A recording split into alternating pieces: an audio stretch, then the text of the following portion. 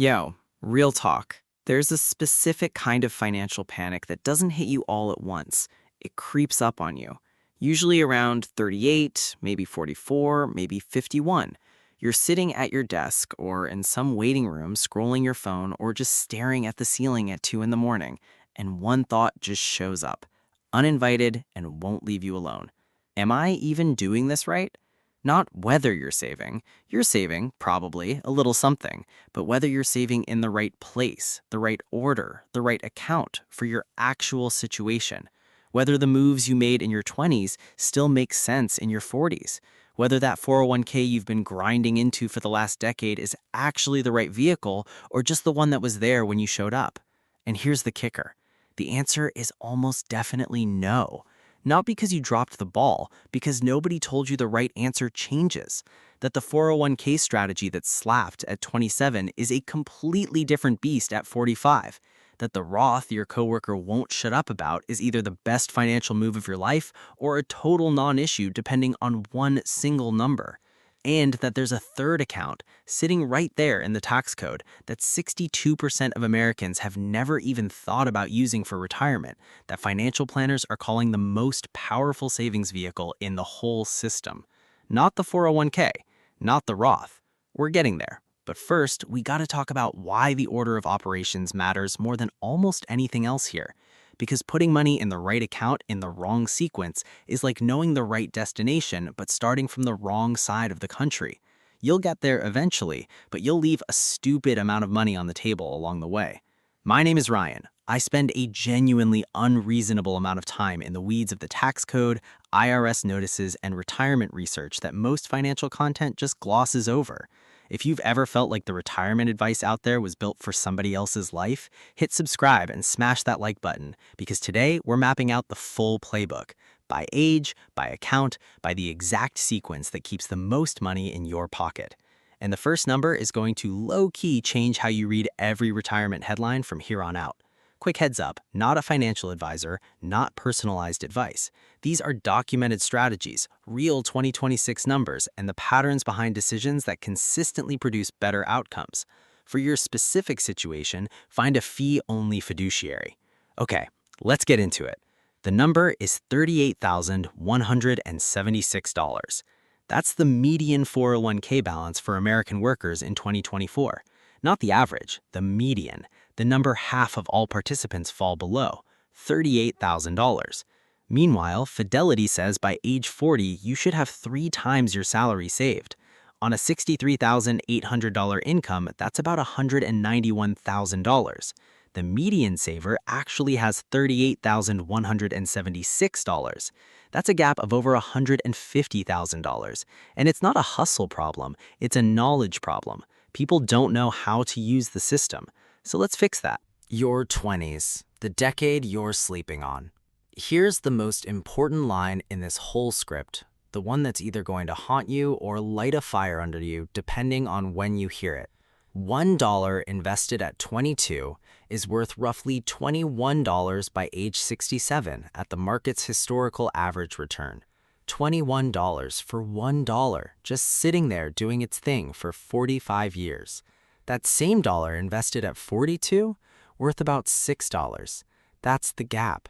That's why every dollar you redirect from spending to investing in your 20s carries weight you literally cannot make up later. The multiplier's just gone. So what's the actual move in your 20s? Step 1, non-negotiable. Contribute to your 401k at least up to the employer match. Your employer matching 3%? You put in 3%. Boom. That's a 100% return on day one before the market does a single thing. There is no investment on earth that guarantees that. Not capturing the match is literally leaving a pay raise on the table. You earned it, go claim it. The 2026 limit is $24,500. You probably can't max that on a starter salary. That's fine, but you hit the match. That's the floor. Step 2, open a Roth IRA. The 2026 limit is $7,500. Here's why the Roth is the right call in your 20s specifically. It's funded with after-tax dollars. You pay taxes now, everything grows tax-free, comes out tax-free in retirement. Zero taxes on the gains. Zero. The key question is simple. Are you in a lower tax bracket now or later? In your 20s, most people are in the 12% or 22% bracket. That's probably the lowest rate of your entire career. Pay the tax now at 22%. Let it compound for 40 years with no tax bill waiting at the other end. It's the move. Also, Roth contributions can be pulled back out penalty-free after 5 years if life hits different. That flexibility matters when you're young and can't predict everything. And 40% of Americans under 30 have zero retirement savings, per Gallup 2025 data. Zero. The account you're not opening right now is actively costing you money. Every single I'll start next year is burning future dollars you can't get back. The 30s. When the consequences start showing up. Here's the 30s playbook in plain English. Income goes up. Kids maybe show up. Mortgage maybe shows up. And instead of scaling up the retirement contributions to match the income, most people let lifestyle inflation eat the whole raise before it ever hits an investment account. The restaurant that used to be a treat becomes a Tuesday. The car payment just kind of absorbs into the budget. Every dollar of salary growth finds a new home in spending. Millennials right now average $67,300 in their 401k and $25,109 in an IRA, combined about $92,400. Fidelity says at 40 on a $70,000 salary, you should have $210,000. The average millennial has less than half that. The income was there. The lifestyle just got there first. The fix in your 30s is pushing the contribution rate up. You're at 3% for the match? Push it to 10, then 12, then 15. Fidelity's data shows workers saving 15% of income in their 40s are 80% more likely to retire on time. You build that muscle in your 30s. And the single most underrated move of this entire decade, the second a promotion hits, before your spending adjusts to the new normal, you redirect part of that raise into savings. That window is real. It's roughly 6 to 8 weeks before the brain resets what normal feels like. After that, spending claims the raise automatically and the moment is gone. Log into your HR portal. Take 6 minutes. Do it while you still feel the win. The account nobody talks about, the one that actually wins. Stop everything. Before we get to your 40s, we need to talk about the HSA because 62% of Americans don't even know it can be used for retirement. 62%. People are using it as a debit card for copays, which is like having a Ferrari and only using it to park in the driveway. The HSA is the only account in the entire US tax code with a triple tax advantage. Every other account gives you 2 of the 3. The HSA gives you all 3 at once. 1. Contributions are tax deductible. Pre-tax dollars. Straight up reduces your taxable income. 2. Growth is completely tax-free. Everything inside compounds without getting touched by taxes. 3. Withdrawals for medical expenses are tax-free, not deferred, not partially sheltered. 0. Nothing. On the way in, during the growth, and on the way out. In 2026, you can drop in $4,400 as an individual or $8,750 as a family. You need a high-deductible health plan to qualify. And thanks to legislation in 2025, millions more Americans are now eligible who weren't before. If you got locked out before, check again.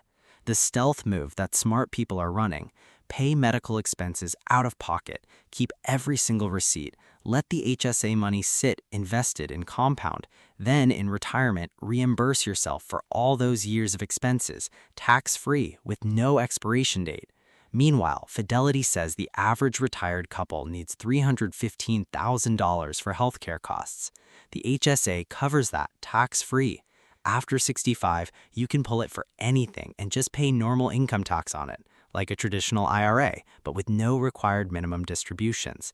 It never forces you to withdraw. It just keeps stocking. Your 40s and 50s, the catch-up era. In your 40s, if you've been consistent, compounding starts to become visible and it gets exciting. If you haven't, the math starts getting honest with you in a way you can't talk yourself out of. Gen X averages $296,252 combined across accounts. Fidelity's benchmark at 50 for a $70,000 salary is $420,000. Most people are running about 30% behind. Not dead, but not coasting either. The sequencing shifts here. Traditional 401k starts beating the Roth more clearly once you're in the 24% bracket. Deferring taxes on $24,500 at 24% saves you nearly $6,000 right now. Keep the Roth in play for tax diversification, not as the primary vehicle. In your 50s, the government gives you catch-up contributions, and they are serious. At 50 and older, your 401k limit jumps to $32,500 in 2026. Between 60 and 63 specifically, it goes to $35,750 under Secure 2.0's Super Catch-up provision. That's $35,750 in a single year into a tax-sheltered account. Fidelity says maxing catch-up contributions for 10 years at 7% return adds $110,000 to $140,000 to your balance, not nothing. And the Roth conversion strategy in your late 50s is the move nobody's talking about at dinner. The window between retiring or cutting hours and collecting Social Security can be your lowest tax rate years ever. Convert traditional 401k money to Roth in that window. Pay taxes at the lower rate. Everything after grows and comes out tax-free. Done right, it saves more in lifetime taxes than almost any other single decision available to a regular American household. Here's the entire playbook in order. 1. 401k up to the employer match. Always first. Non-negotiable. 2. HSA to the max if you're eligible. The triple tax advantage makes every dollar here worth more than anywhere else in the sequence. 3. Roth IRA to the max, $7,500 in 2026. Tax-free compounding over decades is the most powerful after-tax vehicle in the whole system. 4. Traditional 401k beyond the match, full limit if you can get there. 5. Taxable brokerage account if you've crushed all of the above. Most people watching this are at step 1 and haven't touched step 2 yet. That gap is the highest return financial move available to them right now. Not a new stock pick, not a hot fund, just moving to the next step with the next available dollar. Here's what I actually want you to walk away with. The people who retire with enough aren't the highest earners in the room.